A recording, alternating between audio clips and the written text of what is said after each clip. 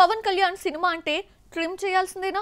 థియేటర్స్లో, ఓటీటీలో, టెలివిజన్ ప్రీమియర్స్లో కూడా చిన్న పెద్ద అన్న తేడా లేకుండా అందరూ కలిసి చూసే కథలను పవర్ స్టార్ సెలెక్ట్ చేసుకోలేకపోతున్నాడా? హరిహర వీరమల్లులో చాలా సీన్స్ తీసేసి ఓటీటీలో స్ట్రీమింగ్ చేశారు. ఇక ఓజీలో 10 నిమిషాల సీన్స్ ని కట్ చేసి టీవీలో ప్రసారం చేస్తారా? Have a look. OG censor పూర్తి చేసుకుని ఏ సర్టిఫికేట్ అందుకుంది. సినిమా హిట్ అయినా నరుక్కునే బ్లడ్ బాత్ సీన్స్ ఎక్కువగా ఉండటంతో యూబైఏ సర్టిఫికేట్ రాలేదు. సెన్సార్ చెప్పిన సీన్స్ కట్ చేస్తే యూఏ సర్టిఫికేట్ వస్తుంది. అయితే దర్శకుడు సుజిత్ నో చెప్పడంతో ఏ సర్టిఫికేట్తో సినిమా రిలీజ్ అయింది.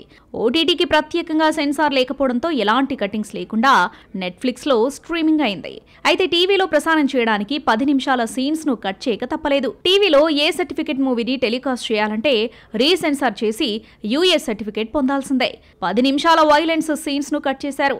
దీంతో 154 నిమిషాలున్న ఓజీ 143 నిమిషాలతో టీవీలో టెలికాస్ట్ కానుంది.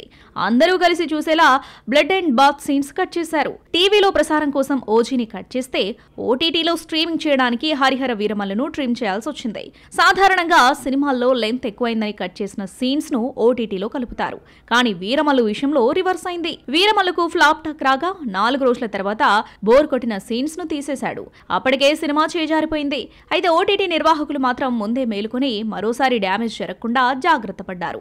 వీరమల్లు మేకర్ కట్ చేసిన సీన్స్ తో పాటు ఆడియన్స్ కు నచ్చని సీన్స్ ను కూడా తీసిపారేశారు. బ్లాక్ బస్టర్ మూవీ ఓటీటీలో వస్తే డిలేటెడ్ సీన్స్ ను కూడా యాడ్ చేస్తారు. యానిమల్, పుష్ప 2 విషయంలో ఇదే జరిగింది. డిజాస్టర్ మూవీ ఓటీటీలో స్ట్రీమ్ చేయాలంటే బోరింగ్ సీన్స్ ను తీసేస్తారు.